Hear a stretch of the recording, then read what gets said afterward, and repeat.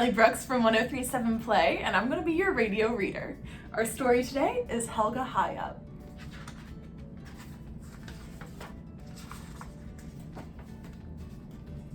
Helga was tall, very tall, taller than anybody.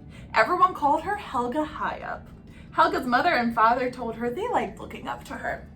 They cut a hole in their ceiling so that Helga had a place for her head. They bought her special combs and brushes so she could reach up to do her hair.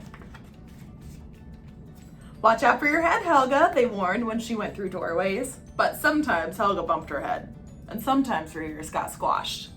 Helga dreamed that she could shrink, but that never happened in real life. She practiced turning herself into a pretzel, but that gave her a crick in the neck.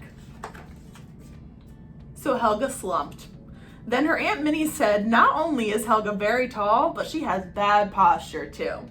At school, Helga had to sit with her head out the window. At recess, while everyone else pretended to be a robot or a clown, Helga pretended to be a tree. Everyone thought that Helga didn't want to be friendly. One day, Helga and her classmates went for a walk in the city. "This will be so interesting," said Miss Rabbit, their teacher. The walk was more interesting for Helga than her classmates. She saw things that no one else did. She could see into the windows of buildings from the 3rd to the 5th floors. She kept looking while Miss Rabbit talked to the class. "Ralston, pay attention. Francis, you too. Helga, it's not nice to peek. Now come along, class." Miss Rabbit and the class turned a corner, but Helga went with them, but stretched her neck backwards around the corner for another look into one 5th floor apartment. No one heard Helga gasp, "Oh no!" As she looked into the window of the apartment, she saw a robbery going on. A masked lion had tied up a raccoon and was stealing all her jewelry. Helga started to walk backwards. "I have to do something," she told herself. "I will stick my head up into the room. That will frighten the robber." Helga stretched as high as she could. It was the first time in her life that she wished she were even taller. She stuck her head into the room. "I know it's not nice to peek," she said to the robber, "but I really think you should stop what you're doing." "Get lost," said the robber. Helga thought, "I guess I'll have to go inside that building and get that robber." Helga bent very, very low to go inside the building. She rushed to the elevator and squeezed herself inside, glad that she had practiced turning herself into a pretzel.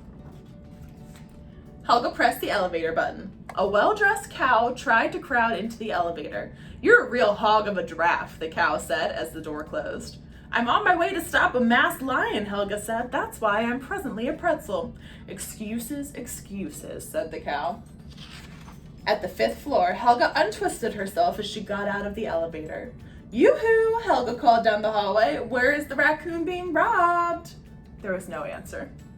Helga began running headfirst down the hall. "I'm looking for the raccoon in trouble." "You're the one in trouble," roared the masked lion as the door suddenly opened. Helga felt herself being yanked inside the apartment. She hit her head on the top of the door before collapsing on the floor. "I'm the robber," said the lion. "I have nothing to steal," Helga said, "unless you want a couple of inches, or maybe a few feet or yards." "You're not funny," said the lion. "Go tell your jokes to the raccoon here. I'm leaving." The lion took his pillowcase full of jewelry and ran. "I can't run after him," Helga told the raccoon. "By the time I catch the elevator, he'll be gone. But I can follow him with this." She stretched her long neck out the window. "If I can reach up, I can reach down." Down, down went Helga's head and long, long neck toward the sidewalk, right to where her classmates and Miss Rabbit were standing. "Helga," exclaimed Miss Rabbit, "we missed you and we came back to look for you." Just then, the robber ran out of the building. "Stop him!" yelled Helga. "He's a successful robber." Miss Rabbit put her foot out and tripped the lion. "Not anymore," she said. Jewelry went flying everywhere. "Now, class," said Miss Rabbit, "here's a perfect example of using one's head. Helga knows just how to do it." "Helga," the class called, "come down, come down." "I'll be right down," Helga called. Helga pulled her neck and head inside and untied the raccoon. She once again became a pretzel and rode the elevator down to the 1st floor where all of her classmates were waiting for her. The elevator door opened and everyone cheered. "Welcome back, Helga the hero," they said. "You're great, Helga," said Ralston. "You're somebody we can all look up to," said Miss Rabbit. All her classmates wanted to walk with Helga. "Tell us about High Up," they said. "We all want to hear about it," said Miss Rabbit. "I didn't think it was such a wonderful place," Helga said, "but now I do. You have to be very tall to find it." Helga stood up straight. She told everybody about the tops of the trees and about clouds and rooftops and all the other interesting things she could see and do, like being first to catch the rain and checking up on birds' nests and flying kites and balloons. Then she told them how she saw the robbery and what she did about it. The class cheered again.